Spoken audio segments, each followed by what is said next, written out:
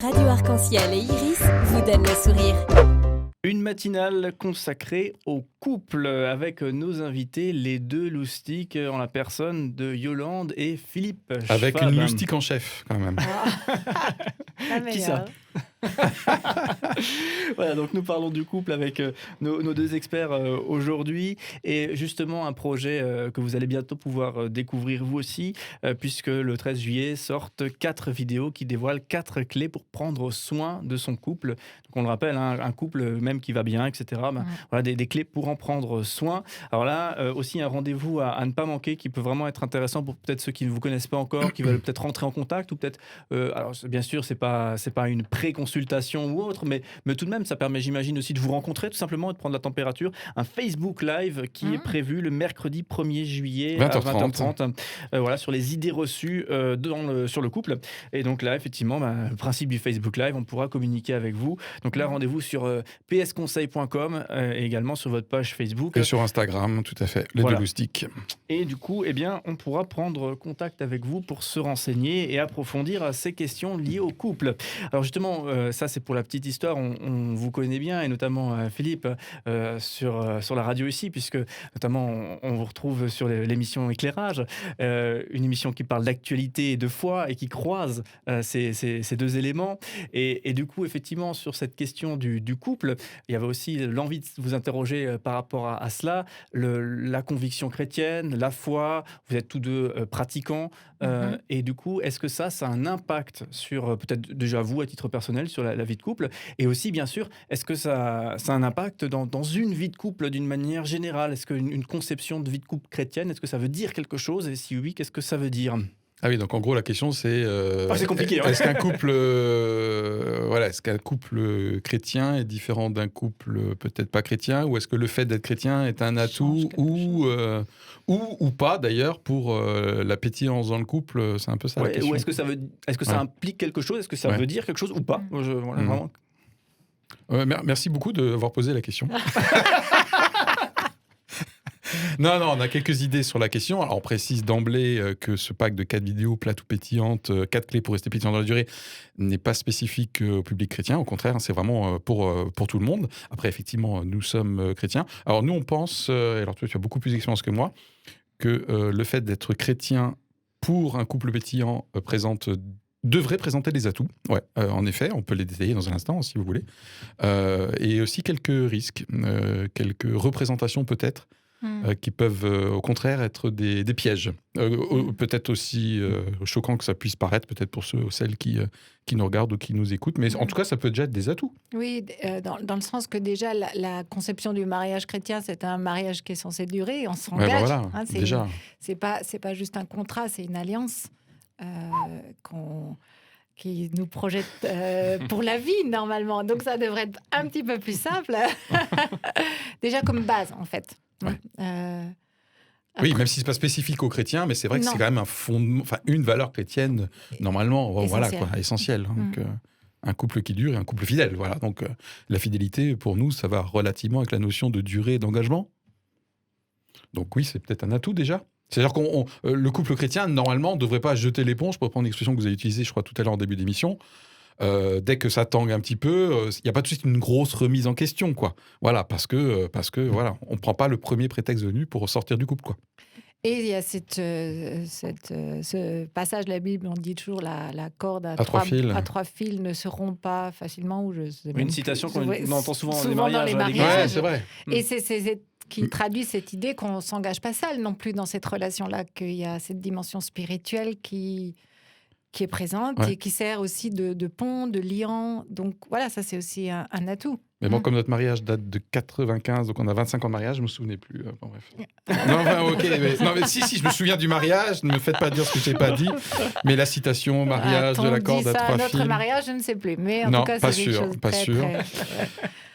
Et puis, j'ai peut-être aussi envie de rajouter cette notion du pardon, qui, bien sûr, existe de façon... chez d'autres aussi, c'est pas ça, mais qui est quand même le pardon reçu de Dieu en tant que chrétien, mais aussi qu'on se donne l'un à l'autre est un des fondements de la foi chrétienne. Donc, je me dis, ça devrait être un atout Normalement, dans la relation. il y a une capacité à se remettre en question qui est augmentée, on pense, par le fait d'être chrétien, parce que le chrétien, normalement, se laisse interpeller par sa vie spirituelle, et notamment la lecture de la Bible. Donc, encore une fois, ce n'est pas l'apanage d'un chrétien, bien sûr, mais normalement, la dimension, la capacité d'accorder le pardon et de demander pardon entre deux conjoints, c'est un élément qui est fondamental pour rester dans la durée et rester pétillant, quoi.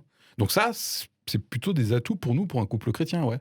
Tout à fait. Oui, et pour aller juste un tout petit peu plus loin, c'est cette attitude qui se laisse sonder, en fait, se laisse sonder par Dieu. Quelque part, on se laisse sonder dans notre cœur et du coup, la capacité à se remettre en question, comme tu dis. Mais je pense que ça devrait faire partie juste de l'hygiène de vie de quelqu'un qui est croyant. Et pour moi, c'est un atout dans la relation de couple. Puisque, voilà, si je me laisse remettre en question, je sais aussi me rendre compte de ce qui va pas et aller vers l'autre. Donc ça, c'est pour les atouts. On en a peut-être, notre audience va peut-être en trouver plein d'autres, mais voilà, ce sont ceux qui nous viennent spontanément. On a dit aussi que potentiellement, aussi paradoxal que ça puisse paraître, mais le fait d'être chrétien peut représenter peut-être un piège pour le couple. Alors, je vais peut-être en démarrer avec l'un d'eux.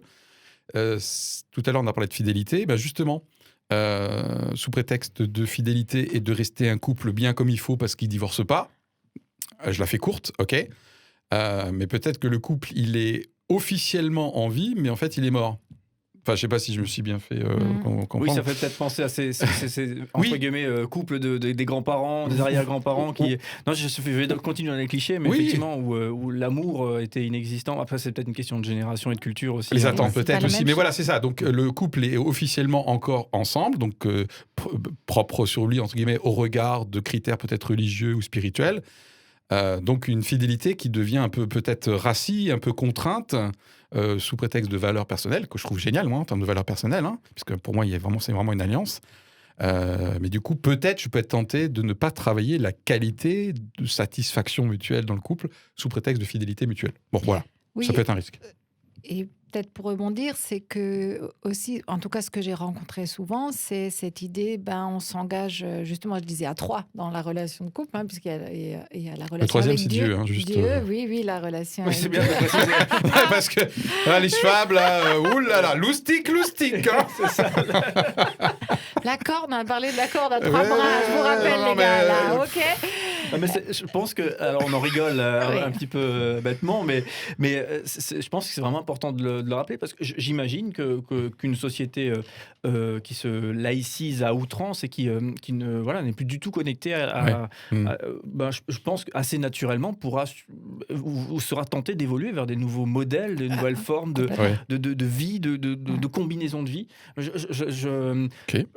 Non, mais sincèrement, sans voir qu'est-ce que ça donnera, mais j'imagine que certains iront dans ces allées-là. Donc c'est bien de le préciser qu'on n'est pas du tout dans ce cadre-là. Je reviens donc à mon idée, c'est que on est de venir dans le couple en se disant voilà, j'ai cet atout de ma relation spirituelle avec Dieu.